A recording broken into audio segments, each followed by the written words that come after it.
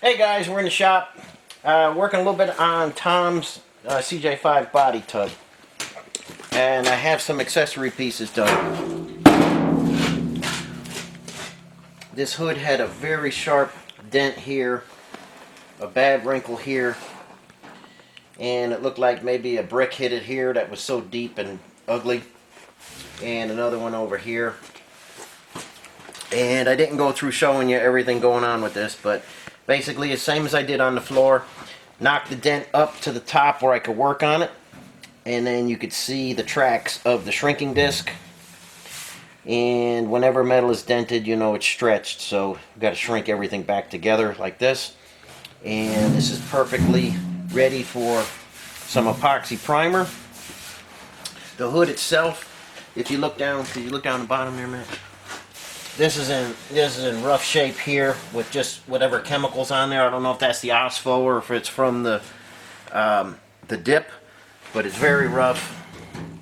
And the OSFO, when I'm grinding and sanding it, it's kind of stinky and it makes you a little crazy there, because you're breathing all the fumes in. So I'm not going to sand this. I'm going to sandblast it with the rest of the body. But the hood is done. And when I got this fender here, it was in this black primer, and I believe they painted right over the OSFO. And I don't know if you can see that, man. There's a lot of areas that just chip right off. You see, I'm just chipping that off with my nail. You see that? So there's another bad spot. You see this here? Flaking right off. If I painted over that, just driving down the road, look at this here. You see this? So if I painted over this, it'd be a disaster in no time. Before it left here, stuff would be flaking right off. I mean, that's just with my fingernails coming off. You cannot, and hear what I'm saying here, you cannot paint over OSFO. It just won't stick. So again, this fender is going to have to be sandblasted, because that's bad. The other fender, you saw some pictures at the beginning.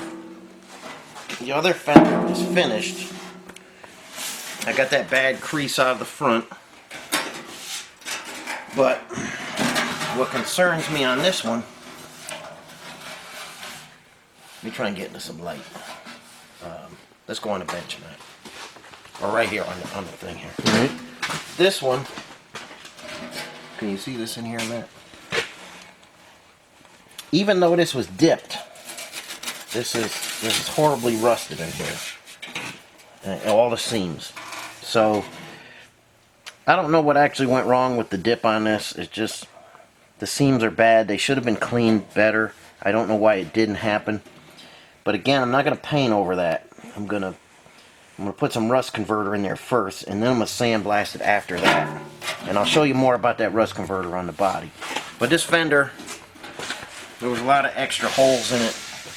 I got the holes welded up, and it's coming along pretty nice. Okay, guys, here's the tailgate. It had some extra holes in it that we didn't need. These holes here are for a license plate light that flips down. When the tailgate's down, that'll still flip down. It was an option. And I got all the holes plugged where the soft top was, because I'm sure that won't work out again. But if you can, take a look in here. This is another area where I'm not sure why it didn't get cleaned in the dip. So we're going to treat that as well. But the gate is flat, and it's a good gate, so you can hear all the rust kind of rolling around in there. But we're going to try and treat that as well. And again, more on that in just a little bit. I'll show you some more finished parts. Okay, the grill was kind of mangled up down here. I got that straightened out.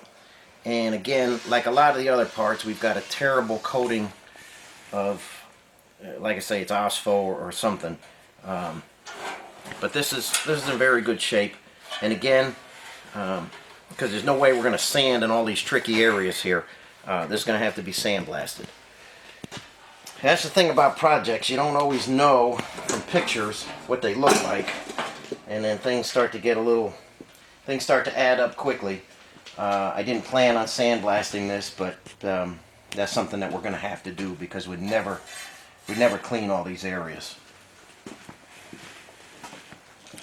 Okay, so here's the body, and you remember last time that was all rusty, and you can see it kind of looks like a mess here. We've been spraying and treating inside all these hat channels, and you could see in the back here where it squirted out everywhere, and no worries about all the black because that's going to be sandblasted off. Same thing up in here. We're able to shoot right in here. We're able to shoot right in there, really soak that area. Down here by the spare tire carrier, that was a real mess. It was rusty more than I thought it was going to be. And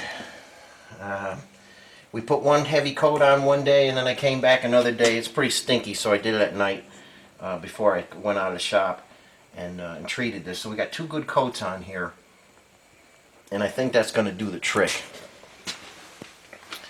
You know it's working when the rust turns black, and there's a lot of these chemicals on the market.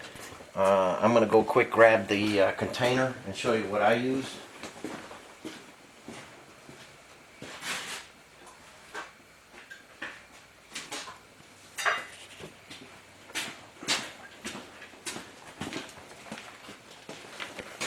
Can you zoom in on that, Matt?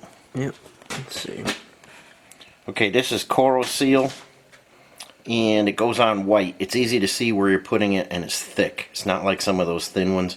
And like I say, a lot of companies make this stuff, but this is what I decided on, and it seems to work pretty good. I'm very happy with it. If we didn't use this, the only other alternative we would have had would be to completely pull the entire body apart and clean the rusted areas, because it just didn't clean properly in the tank. And this is just what I put it on with. This is just a gun that you got different. We had a little hose so that we could kind of get in areas. We send the hose up in here, and it just works out pretty good. And I'm happy with it, and I believe it's going to stop the rust completely. And that's where the body is at right now. So we're going to give this just a couple days to set up and do whatever it needs to do. And I'm not going to rush welding on it or anything. And we're just going to let that set up for now. But I'll take you around and show you some more things we're working on. Okay, a few days ago we got 2 pallets of mixed parts in. You can see the box there. This is some T86 stuff. There's a rusted, pretty beat up T86 cluster gear. And if you swing over onto the bench, I've got a couple transfer cases. I got one transfer case in the parts washer. I've got a T90 on the bench. This is another customer, Tom. Got a lot of Toms in the shop right now. And Tom has a V6. There's parts of an Overdrive here. Some trays and stuff. There's a lot of stuff going on here. So Tom took all this stuff over to a transmission shop where he lives. Let's see where he's at. He's out in Missouri, and they took everything apart. Didn't know how to take the Overdrive out. Charged him a bunch of money for very few parts, and then they told him they couldn't put it back together. And what he originally wanted, because he got the V6, he wanted the T86 case, because he has the adapter to bolt to the V6. And normally I can take some T90 gears and fill up this case, but I'm gonna have Matt come over here and zoom in. Maybe we'll try and get a light in there. This case was so bad that I couldn't save it. The thrust surfaces where the washers are on your cluster gear were so bad. Can you see any of that, Matt? Yeah. Okay, that's that one. And the front one, maybe you can go right down through there. Yeah. The front one is probably, it's got to be over 100 thousandths deep of wear. So when I put the T90 cluster in there, it just shucked back and forth. I'm not going to save this case. I'm just going to, I'm starting to rebuild a T90 here for him. I put a new first gear in there. I put a new second gear in there because he needed them. Synchronizer. I've got new blocking rings, new shift dogs. The rear bearing was used and junky. I'm going to put a sealed front bearing in there so he doesn't have any leaks.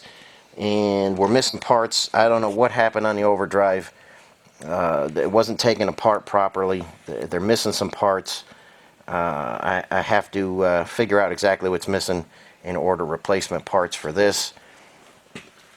Steering gear is here, and just a whole bunch of stuff. So ultimately, we're going to wind up with one transmission, one transfer case with an overdrive, and a steering gear out of all these parts. But quite a mess we got here. And even though I hear it all the time how easy it is to put these things together, I still get projects like this shipped into me.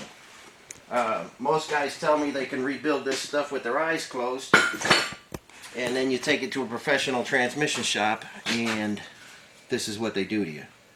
So I guess they had some monkey take it apart and then they just left it right there. So I feel bad for guys like this because they're trying to do the right thing and they're taking it to a professional and they get screwed like this.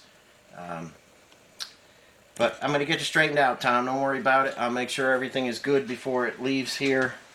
And like I say, the overdrive is the only thing I'm concerned about because that came apart real hard, and they threw some parts away. So I've got everything else going. The T90 is almost together, and the transfer case is being cleaned in the bench now, in the parts washer now. So things are happening, Tom, and I'll be back with you if I have any more questions or anything. Okay, guys, I'm just trying to finish up this this T90 side shifter. This is going in early 2A. We've got a big hole case here with Terra low gears in it, and I'm just getting the two bolted together, and I'm waiting on a 29 tooth gear to mate up with the Terra low gears. But that's coming along, and this is almost finished. And we're also working on another Tom, and we're working on his L head. You remember we're doing a project for another guy, Tom, and we got it over here in this area. Got the boring bar out, and we're just setting up to do another hole. I got everything dialed in perfectly. We're cutting right on size, and I'm leaving about 1/1000 to be honed out of there. So we can take it pretty close with this boring bar.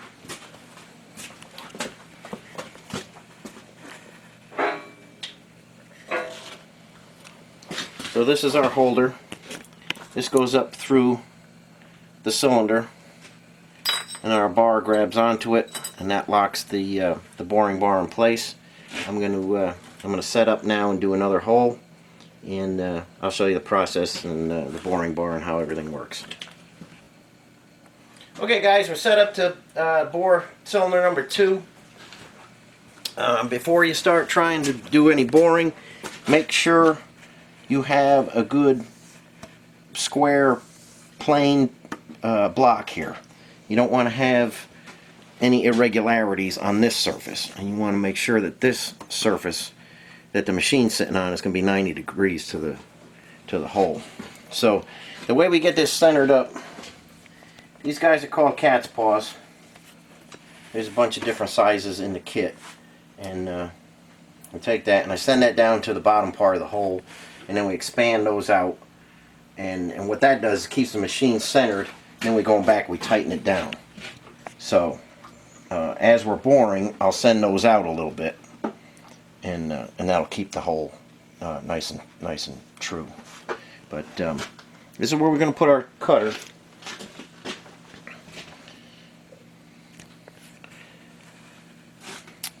There's the cutter right there. It's three-sided, and this is how you adjust it. And this is the Van Norman Perfecto. This is made by Starrett, and this is how you set your diameter of cut. So that just lays in there like that, and that's how you set it. So if you get one of these used or something, make sure you take an old block, set this, bore it, and then check it, and then you can adjust this if you need to.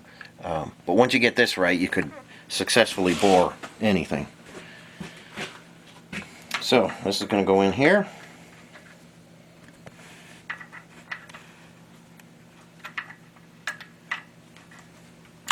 Until it clicks. And we're going to get close, and we're going to turn the machine on.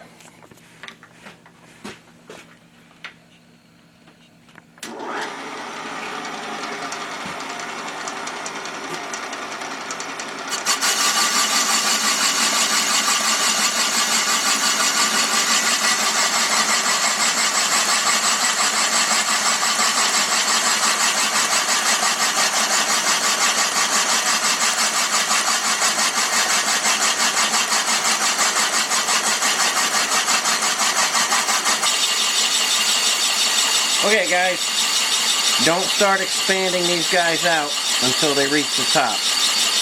Don't expand them here. You don't want to bind that up or tighten it up. So when these get to this point, we're going to expand all four of them out. We're going to get that nice and tight in the hole. Not too tight. Don't crank on that like a Gorilla or something, but just expand them out.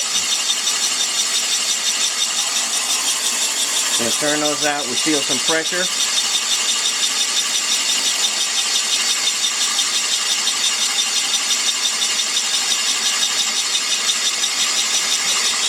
Now that'll stay nice and square. It's going to keep the bar from deflecting at all. It's going to make a perfect bore. And we just got some time to go. Don't rush it, and just let it happen. And it's got an automatic shut off. So when that gets to the bottom of the hole, we'll shut it off. And when it gets to the bottom, one thing you got to remember is take the tool out. Don't retract the bar with your tool in there. You'll just put a line in the cylinder. So pull the tool out when they get to the bottom, and then we'll move around, we'll flip it around, and we'll do the back two holes. Okay guys, that's the 4 cylinders bored. And we left just a couple thousandths on for final honing. And we'll take that from a rough stone to a medium to a fine. And we're just going to measure these guys up. Dial bore gauge. Turn around so Matt can see it. Dial bore gauge is your best tool for this. You can see we're just a thousandths, maybe an 8/10 or so, and that's going to happen when we do the final honing. Just under 2,000. So not a big deal. We'll clean that up perfectly, and that gives us room to fit our pistons. And we're going to put a chamfer on the top of these holes like you've seen me do in the past. I'll show you how we do that, and then we will hone it next. Probably not going to get to that today, but next time you see the block, we'll be honing it. Okay guys, it's been one heck of a week. We got eaten by the bear a few times, and a lot of stuff went wrong this week, but we're gaining on it. We got that block done, and we are cooking some burgers. And there is Skinny Matt with the spatula. We're trying to put some weight on him so he can lift up transmissions and transfer cases. So this is some of our farm fresh beef, and we're going to be doing more beef cows this spring. And if anybody's interested, I'll show you the process of that, how we butcher them and everything and do all that stuff. But Right now we're just going to cook these guys and have a little bit of a lunch, and then we'll be back with you and talk about a few more things that are going on in the shop, and we'll be right back with you.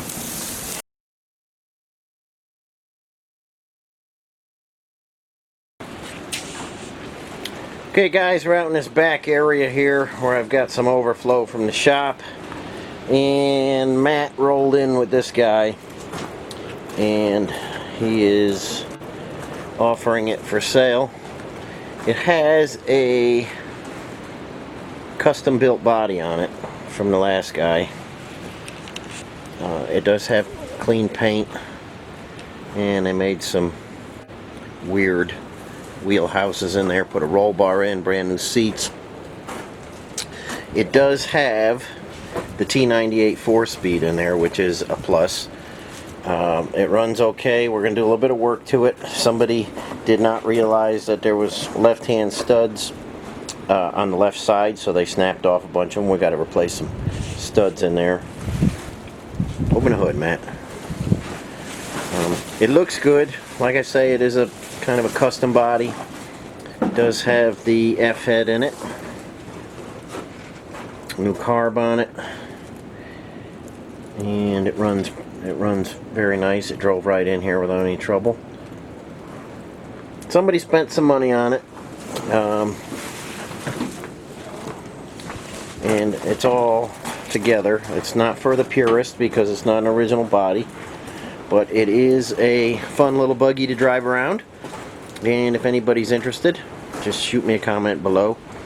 And we're going to do a few things to it. We're going to replace those studs and a few other little miscellaneous things. Battery hold down, and looks like there's a speedo cable in there. But there's a few things we got to do. But this is available. If anybody's looking for something for the spring, summertime to run around in, it's clean and not too bad. So that's that one, and we'll keep moving on from here. Okay guys, we're heading in a trailer here, and this is where I keep the Welder CJ3B. And it's been a while since we were on this project, but you remember the body I was building for it, maybe, if you follow along. Half the body is there. I finished the hood, I've got the windshield frame done, and there's the front side panels laying there. The General Electric welder, and I've cleaned the fenders up, got those in primer. So I'm making progress on it, and I want to get on this one right after the snowblower Jeep is finished, and that's just waiting on paint. And I'm just waiting for some good weather and the paint booth to be finished to paint that guy up. But I was going to power this with the GM 4.3 Vortec engine, but a lot of guys have been wanting to see a Kubota conversion, and I decided to go with a Kubota powered 3B welder Jeep. I've got a Dana 44 with a locker in it for the rear. That's a one-piece axle. And I upgraded to the Dana 30 in the front. I got 373 gears in here. I've got lockers front and rear. That's what's left of the V6. And I was just going to put a intake and a 4-barrel on there. But what I'm looking for is a Kubota engine. 2203, 2403, maybe a turbo. And I can't seem to find anybody who's reasonable or has a good engine. I come across engines and guys tell me one price, then change their mind. I don't want to pay $10,000 for an engine, so if you're sitting on one and you think it's worth that, I can't use it. But I know there's probably somebody out there who's taking them out of the refrigerated bodies. If you know anybody, if you have access to them, if you could put me in touch with somebody, I would like to show a complete installation, step by step, of how to put one in one of these old Willys. So if anybody has any information on a Kubota engine that they know of for sale, I would be interested in finding out about it. And we'll keep moving on this project. So little by little, off camera, I'm doing a lot of stuff because I'm waiting to do a long series on the engine. But I've got a lot of the drivetrain done. I've got a GM SM465, which I'm going to put the Model 18 transfer case on, and I'll show you guys all that stuff. But for now, the one piece that I cannot seem to easily come across is that Kubota engine. So putting a call out to anybody that can help me out, and if you can, just put a comment below and I will get in touch with you. So that's about all we have for you for today, and hope you enjoyed the video. We will catch you next time. Thanks as always for watching.